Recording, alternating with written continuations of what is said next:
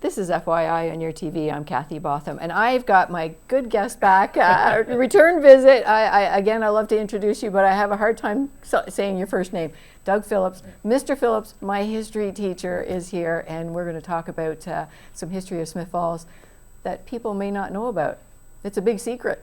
That's right. And I'm glad when I was talking before that you mentioned that you did more homework for this session than you did when you're in my class. I did. This is my do-over for high school having you here. I'll give you a pass on that one. Awesome. Okay. I'm gotten interested in the story of a man named Franz von Wura, and I'd like to just talk about a 13-month period in his life from September 1940 to October 1941. Franz von Wura was a lieutenant in the Luftwaffe, the German Air Force during World War II. He took part in the Battle of Britain, and he was shot down very early in the Battle of Britain. His plane was shot down on September the 5th, 1940. And he was interrogated, and then he was sent to a camp at an old manor house called Grisdale Hall. And he was a very charming, a very outgoing, a very charismatic person. And he's also ambitious, and he wanted to escape. And right from the start, when he was at Grisdale Hall, it was a small area, so they used to take, for exercise, they would take the prisoners, there wasn't a large number, they'd take them out for a walk on the roads nearby. They would be accompanied by soldiers, but one day von Wura managed to separate himself and escape. And he was on his own for 5 days in October 1940. And so when he was recaptured, they sent him to another camp in a place called Swanwick, up near Nottingham. And he got involved in a tunneling excursion, and 5 of them managed to get out. I don't know what the other 4, their plans were, but von Wura decided he wanted to steal an airplane and fly back to Germany. Well, which is, again, a very ambitious undertaking. But he spoke English quite well. He passed himself off as a Dutch pilot who was serving with the RAF. He had a semi-believable story, and he managed to get himself onto an RAF base at a place called Hucknall. I think it was Hucknall. And while they were checking out his story, he managed to make his way out to the tarmac, and he got in the seat of a Hurricane fighter plane. And he's trying to figure out how to take off, fly back to Germany, when they realized what was happening, and they managed to get him out of the plane. And this was later on in probably November. And so in January 1941, he, along with a few hundred other prisoners of war, they were sent by boat, from England over to Halifax. And that's a part of the story I didn't understand. Why did they bring POWs over to Canada? Well, it would be easier to keep them under control if there weren't. I don't know exactly. Okay. I don't know real that's the part of the story I thought. Over the course of the war, there were like 50,000 POWs in Canada. Oh, okay. I remember talking to a lady. She used to work at the high school, and she remembers POWs up around Milton where she grew up. Yeah, it was quite. It was a common. Quite, Okay. It was. It was quite, which is okay. We didn't know. Yeah. We don't know too much about that. They weren't around here, as far as I know. This group was to be shipped up to a prisoner of war camp on the north shore of Lake Superior, which maybe wasn't the greatest prospect for a lot of people. But they came by train, and it was very cold. It was in January 1941. And they came through Montreal, and when they passed through Montreal, they stopped in Smith Falls. I think they stopped in Smith Falls to get water. It was a steam engine, so they had to get water. I think that was the reason. But of course, as they were going along on the main tracks, they were going too fast. But as they were coming into Smith Falls, and when they're in the train yards, it was a lot slower. And von Wura and another man actually managed to escape the train. In Smith Falls? Well, one man definitely got in Smith Falls, in the yards in Smith Falls. Von Wura either just outside or in town or just outside, in the area of Smiths Falls. The other man was a man named Otto Holman, and he was captured in the yards. And there's a picture in the Record News the next day of him being accompanied by the chief of police, Moose Lees. He was being taken, presumably, back up to join the train, wherever the train had gone off to. But and that was the only mention. They mentioned they captured a POW in the yards. No mention of Von Wura, because they didn't know he had gone for a couple of days. But what happened, he made his way down to Johnstown on the St. Lawrence River. And of course, there was no bridge in those days down there. The bridge wasn't built until 1960. But Von Wura decided he wanted to cross over into the United States. He got partway across, but the St. Lawrence wasn't completely frozen, so he came back to the Canadian side. He got a rowboat. He took a rowboat, and he carried across the snow and the ice, and he got out to the open water, and eventually he gets over to the American side. And he was picked up, and he was taken to Ogdensburg, to the police station in Ogdensburg. Well, why did he want to get to the United States?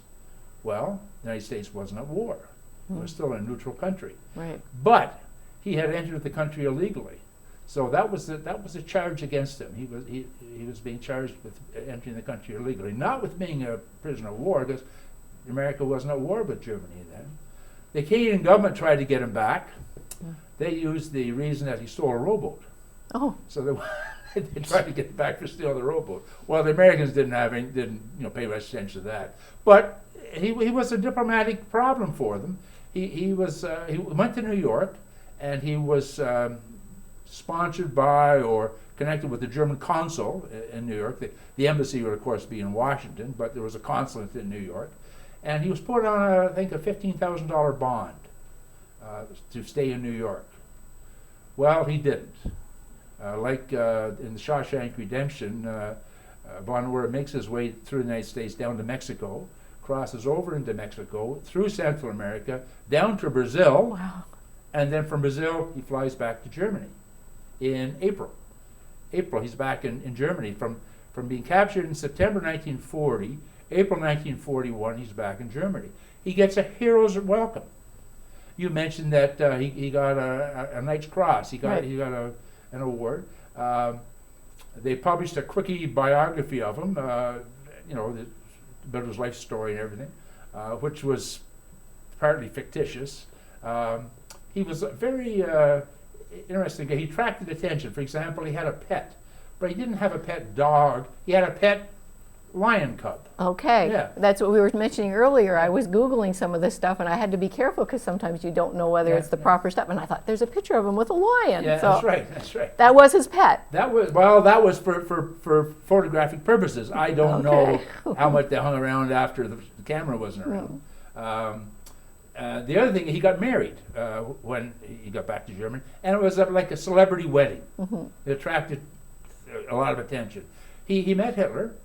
There are pictures of him with Hitler, but he was a Luftwaffe pilot. He went back into service, and in October 1941, he was on patrol off the coast of Holland, and his plane disappeared into the North Sea, and that was it. That's the story of Franz von Wura. This is a lot, but he was very young. He was 27 years old. But look at his last 13 months of his life. What an adventure! Yes. Yeah. And you say he's ambitious. You named all these qualities of the man. He had a sense of humor. Oh, he's a funny guy. When he first got caught, he had said to one of his captors, he says, I bet you I'll be out within a certain amount of time. Yeah. And he sent them a postcard from... Yes, he did. He kept in touch. Yeah, he kept in touch. He sent them a postcard of him in front of the Statue of Liberty, or of the Statue of Liberty or something, But they made a movie and a book. Well, I was going to say, so that's the end of the story? Well, not exactly. First of all, you say, well, I'm sure that story is an adventure story, but I'm sure maybe there's other stories like that. Not really, because he was the only German prisoner of war captured by the British that made his way back to Germany during World War II. So his story is unique. And the story that was picked up by a couple of authors in the 1950s, two men named Kendall Burt and James Leeser. They wrote a book detailing his life. It's called The One That Got Away. There's a picture of him on the back with his Knight's Cross, wearing his Knight's Cross.